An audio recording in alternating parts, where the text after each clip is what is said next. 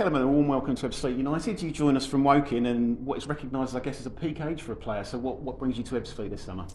It's a good opportunity for me, support my family and things like that, and I'm looking forward to getting into a new project and tackling some of the things that will go on this season.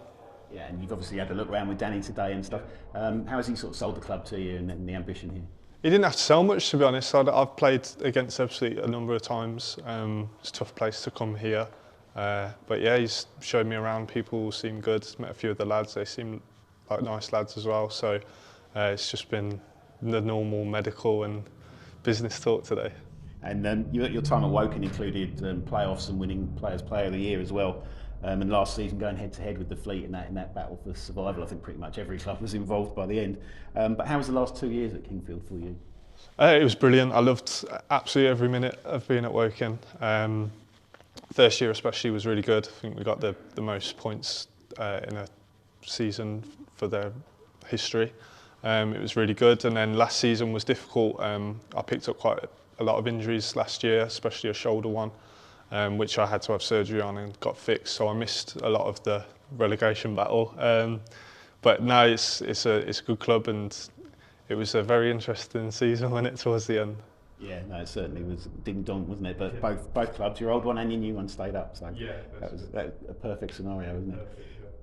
As you said, you've played against the Fleet a fair few times. Indeed, I think you scored the penalty, didn't you, in the game last season? Yeah. But what fans might not remember, you were also involved in that epic playoff encounter against Aldershot, but it was a bit of a bruising one for you. What do you remember of that? Well, that's partly why my shoulders had to get surgery this summer. So I came off with my shoulder, with a shoulder injury in that game. And that's been ongoing throughout my career really, and this time I've decided to get it fixed, so it's all completely sorted. But that was, yeah, we come on the wrong side of it. You guys obviously came out on the right side of it, but it was a good game, and I think we had some good games that season.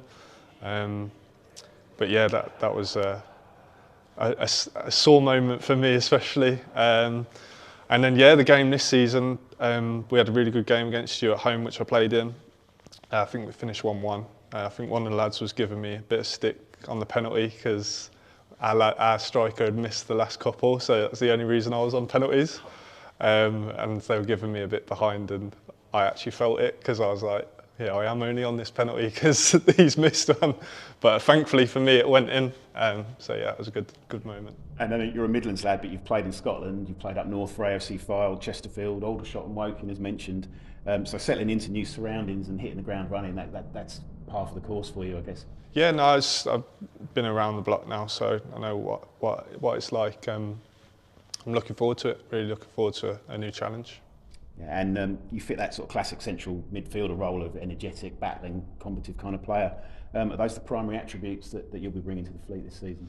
Yeah, definitely. I think I bring a bit of experience now, especially in this league. I know what it takes to get up and around the playoffs. And you know, the little moments in games where you might have to foul somebody on the halfway line rather than play a little cheeky pass or something like that. Just little moments like that, and then dealing with the tough periods in the season, I can help with that. But yeah, predominantly energy, getting to both boxes.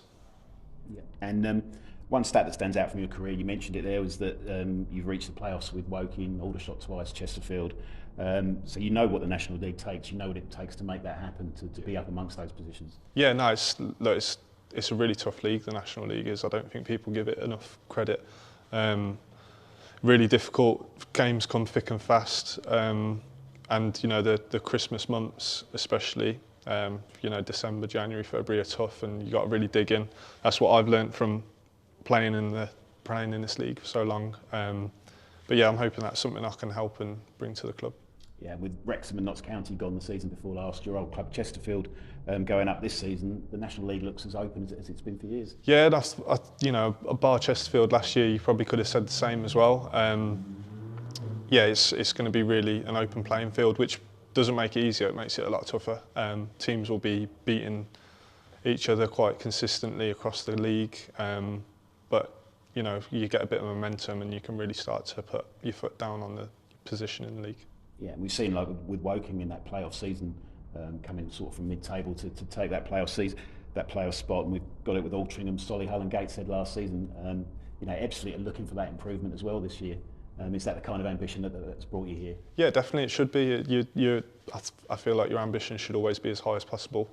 Because even if you don't meet that ambition, you fall a little bit shorter than if you just set your sights out a little bit lower.